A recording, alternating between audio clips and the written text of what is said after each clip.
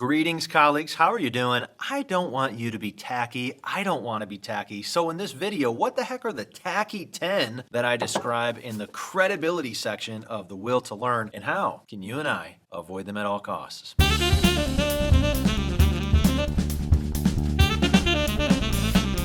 So here's the good news about this video, colleague. I'm not talking to you about stuff that I just made up. The Tacky 10 are labeled by me. I mean, that's why they pay me the enormous big bucks, because I come up with clever ways to label the work of others. Makes me seem like a huckster. Am I a huckster? I hope I'm not a huckster. Ugh. So in a study by Kearney et al., the researchers surveyed a bunch of college students about the teacher behaviors that they observed during a semester. And these teacher behavior categories were all bad. They're all teacher misbehaviors, they called them. And the misbehaviors fell into three categories. Category 1 were incompetence misbehaviors. Category 2 were indolence misbehaviors, like you kind of appear lazy with these. And category 3 were offensive misbehaviors. And so what I did is I went through the list that the researchers made, and I picked out 10 that I related to, 10 that I could say, yeah, I've done these in my own classroom practice. So just in case you're feeling all, shy and guilty from what I'm saying, you're in good company. I'm guilty too. I don't know how many thousands of things we do in a day, how many thousands of little behaviors, actions, signals that we emanate in our work. But I know it's a lot. It's a bunch. So inevitably, you're going to misbehave and do some of these Tacky 10 in your practice.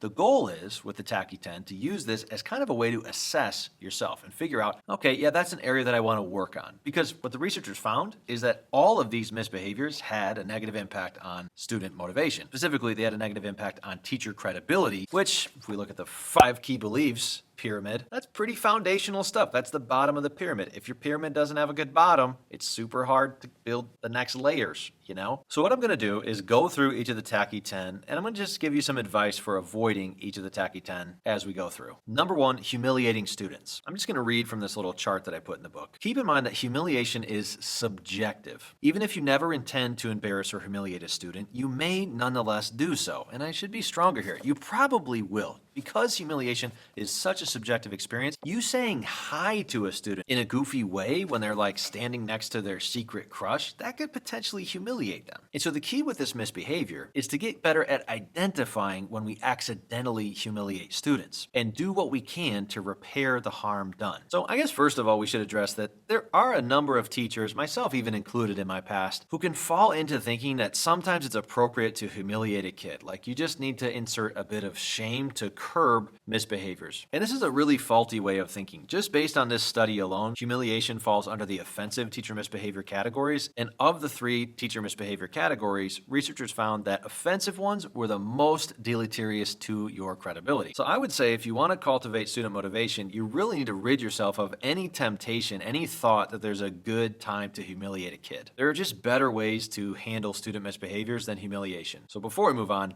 definitely take that out of your playbook if you'd like to cultivate student motivation and achieve more learning and less stress in your classroom. But even once you decide to do that, there are still those cases where you may accidentally humiliate a student. So what you got to do is just be attentive to changes in student affect. All of a sudden you sense a coolness. That's a good sign that it's going to be worth 30 seconds to call a student aside, like out of the hallway, hold them after class, grab them when they're coming in, and just say, hey, is there anything that I might have done to offend you? I've just noticed lately you haven't quite been your usual self, at least the way I perceive that. And I just want to let you know, I never want to make you feel uncomfortable in this class. So did I do something? And if the student says that you did, process through that, own it, and take full responsibility, because your job is never to humiliate kids. It's to facilitate student growth toward mastery, and humiliation is just not a tool there. And if they say no, like everything's fine, maybe it is, maybe it's not. Either way, you've attempted repair, and that's going to help you to curb this Tacky 10er right out of the way. Number 2 is using intimidation. Intimidating students is a tacky teacher misbehavior. So here I'm thinking about another old Dave Stuart Jr. move that I've gotten rid of, the evil eye. Again, there are just better ways to influence student behavior to manage your classroom than the evil eye. I mean, heck, even just eye contact with a neutral face, it achieves mostly the same effect, and there's just not this vibe that you're giving off, not just to the student that you're looking at, but also other observing students that you're seeking to intimidate them. Number 3, acting in a condescending manner. Here we have to realize something about adolescent students. Of all the age levels in human experience, the one that's most sensitive to being slighted, to being looked down upon, to being babied is the adolescent. class and age level. And so you want to be really mindful of your tone. Be mindful of the pet names that you might use towards students. I'm thinking here of some teachers whom I've seen refer to kids as sweetie or honey.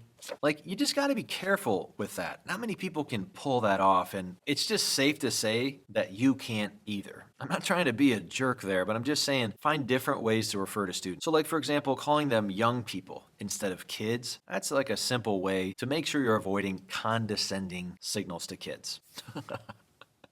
I literally just called them kids without meaning to. So, still a work in progress. Number 4, using sarcasm to get your point across. The older I get, the more I see sarcasm as an unnecessary tool for working well with students or finding humor in life and work. Your mileage on this may vary. I know lots of teachers who love to use sarcasm. And by the way, I truly delight in having sarcastic conversations with some of my colleagues. But this is just me saying, like, think twice before giving yourself a pass on using it with students. And definitely do not use sarcasm to make an important point. If you're trying to get a message across and you're using sarcasm to do it, you're shooting yourself in the foot. And for all the people in the room who don't get your sarcasm, you may be offending them, which is why it's part of the Tacky 10. Remember, offending students hurts your credibility worse than anything else, according to this study. Number 5 is forgetting or moving test dates. So this falls underneath that indolence category of misbehaviors that the researchers were looking at. It just makes you look like you don't really know what you're doing or that you don't really care. Like, you haven't cared enough to put in the thought it takes to decide this is when we need to complete the Unit 3 test by. And so it's on a calendar where students can see it, they can prepare for it, and you're going to do what it takes as the instructor of that unit to make sure that students get there and are able to be successful. So real practically, create a schedule at the beginning of each semester and plan units according to that schedule. I recommend actually pretending that the schedule has been set by your boss and that now it's just your job to keep to it. Sometimes as teachers, we can just be too quick to give ourselves a pass on moving test dates. And according to this study, that hurts our credibility. Tacky 10 number 6, confusing students when you answer their questions or provide direct instruction. There's 2 really simple ways to get better at this. Number 1, while you're answering questions or providing direct instruction, just look around the room for visual cues that they're lost, that they're not following. An even better way is to get good at checks for understanding. One of my daily use strategies is think, pair, share. So after I give instructions, answer a question, or provide direct instruction on a topic, I'll have students discuss what I've just taught in pairs for 60 seconds, and then I'll just walk around listening in. And if I notice that 3 or 4 or 5 pairs are confused or not getting it, now I know for sure that I've been confusing and I can pause the think, pair, share, come back together, and take another crack at it. Tacky tenor number 7 is boring students with your answers to their questions or with your direct instruction. You see, when we're consistently boring to students in our speech, it just shows them that we're not very good at our job. This is an incompetence misbehavior. So look, I'm not saying that every topic that you teach is going to be interesting, but what I'm saying is part of being a competent teacher is figuring out how to make it accessible at an engagement level to students. I'm the last guy to recommend that you pizzazz up your interactive lectures or direct instruction artificially, but too many teachers needlessly bore students by being long-winded or tangential. So those are the things to look for. Are you being long-winded? Film yourself once in a while and just ask, honestly, could I have done that more efficiently with fewer words? If the answer is yes, then you're probably boring at least a few students, and that's hurting your credibility. And on this topic of tangents, I struggle with this too. There's just so many interesting questions that students ask, and I'm a guy that can get lost in a tangent. But again, once you go off on a tangent, you need to be mindful of how long you're going, because the students who were with you on what you were originally talking about, they may not be as interested in your tangent as you are, and you're gonna bore them. Tacky tenor number 8, taking a long time to grade assessments. Now, put down your evil eye glare, colleague. Stop trying to intimidate me. That's just tacky.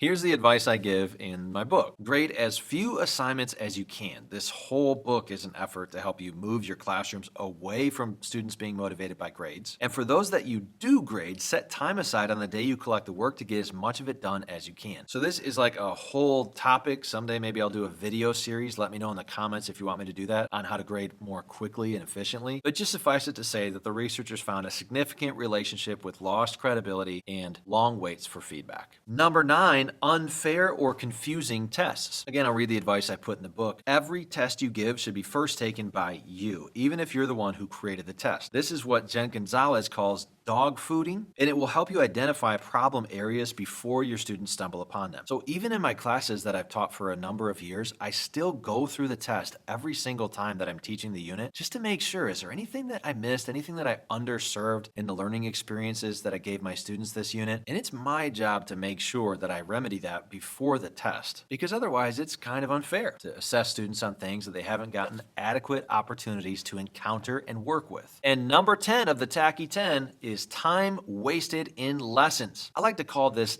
dead time. It's a big part of an entire strategy in my book, the strategy Gentle Urgency. Basically, you want to take pains to develop clear procedures and clear chunks of learning that you go to again and again and again for the beginnings, middles, and endings of your lessons. By using the same types of chunks repetitively, you'll get better at facilitating those chunks. Your students will become more used to them, and so it'll just be easier for you to increase the efficiency of those chunks and avoid students' perception of dead time, where just there's nothing for us to do. Because when there's nothing for us to do, nothing productive that we're seeking to do, productive can be curricular, it can also be extracurricular, then now I'm signaling to students that the time that I have with them is really not that precious. I'm kind of signaling that I'm indolent and or that I'm just incompetent and I don't know how to use the time that I'm afforded to teach my class. So we opened up a lot of cans of worms with the Tacky 10, and that's kind of what I wanted to do with this video. I wanted to expose you to 10 things from the research that we know from student survey data have a significant relationship to harming credibility. Because when we're harming our credibility, we're chipping away at the bottom of the 5 key beliefs pyramid, and that is el problemo. Hey, let me know what you think about these Tacky Teners in the comments. Maybe do some confession time. That's good for the soul. And I'll look forward to chatting with you there. I read all the comments. I respond to them all. Until next time, colleague, take care.